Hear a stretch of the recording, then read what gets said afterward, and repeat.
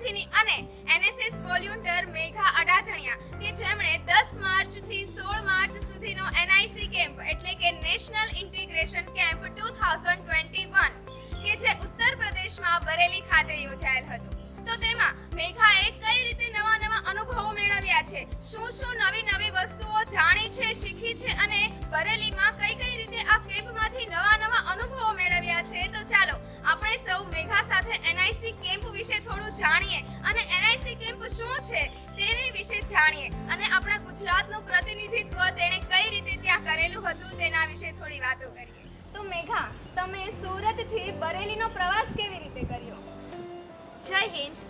સૌપ્રથમ અમે સુરતથી પાલનપુર બાય બસ ગયા હતા અને ત્યારબાદ પાલનપુરથી બરેલી ઉત્તર પ્રદેશ બાય ટ્રેન પહોંચ્યા હતા. મહાત્મા જ્યોતિબા ફૂલે રોહેલખંડ વિશ્વવિદ્યાલયમાં તમે તમારો આખો દિવસ કેવી રીતે પસાર કરતા અને દરરોજનું તમારું રૂટીન શું હતું? સૌપ્રથમ 5:30 વાગે પ્રભાત ફેરી, 6:30 વાગે મોર્નિંગ કોલ કે જેમાં અમે યોગા સેશન અને એક્સરસાઇઝ કર્યા બાદ બ્રેકફાસ્ટ આપવામાં આવતો હતો.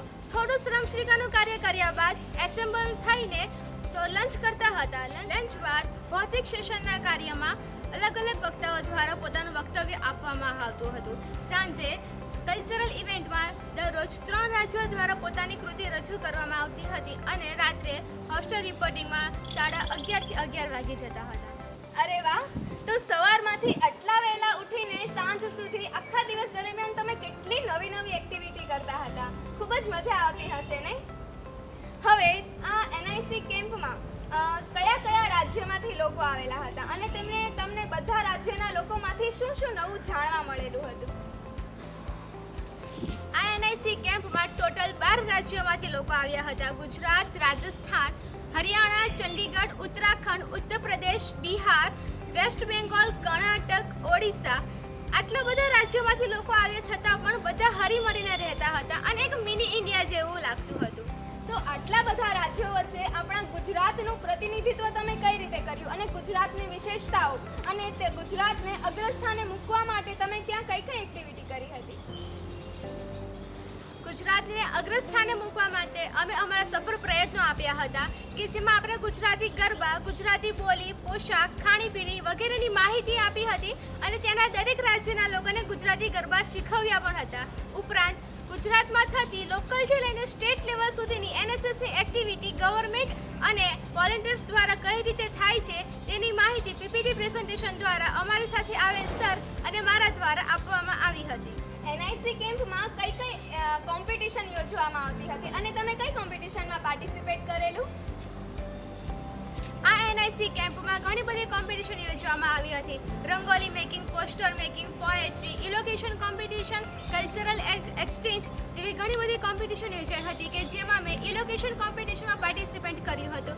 તદ ઉપરાંત કેમ્પના આખરી દિવસે સર્ટિફિકેટ ડિસ્ટ્રીબ્યુશનનું આયોજન કરવામાં આવ્યું હતું કે જેમાં મારું નામ ગુજરાતમાંથી best NSS volunteer of the camp તરીકે અનાઉન્સ થયું હતું.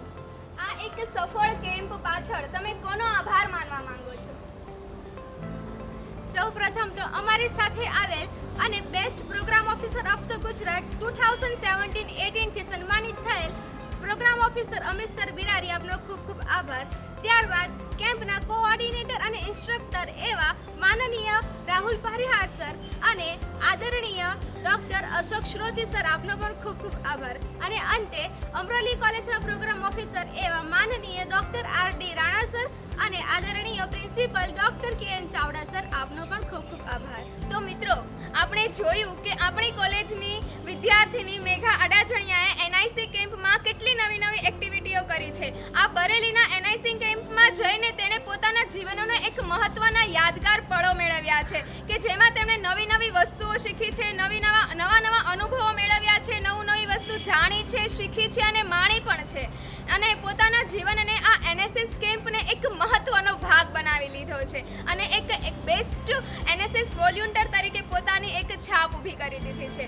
આ એનઆઈસીના સ્પેશિયલ કેમ્પ માટે આપણે એનએસએસના પ્રોગ્રામ ઓફિસર અને આપણી કોલેજના ડાયનેમિક પ્રિન્સિપલ ડૉક્ટર કે.એન. ચાવડા સરનો આભાર માનીએ છીએ અને આના પરથી આપણને શીખવા મળે છે કે આપણે પણ આવી નવી એક્ટિવિટીઓમાં ભાગ લઈને પોતાના જીવનને એક અદ્ભુત જીવન બનાવીએ અને નવા અનુભવો આભાર.